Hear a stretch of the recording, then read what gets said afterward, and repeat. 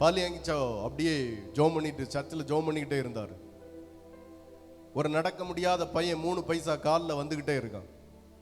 வந்து எனக்காக ஜோம் பண்ணுங்கன்னு சொல்லி ஜோம் பண்ண சொல்லி இருக்கிறான்.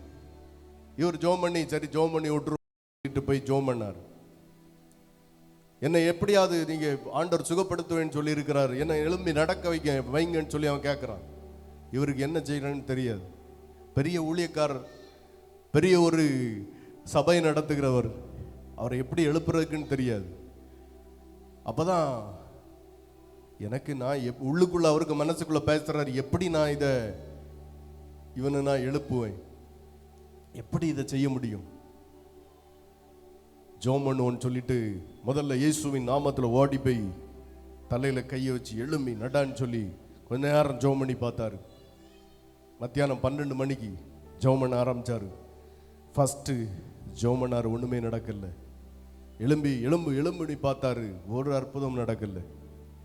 கொஞ்ச நேரம்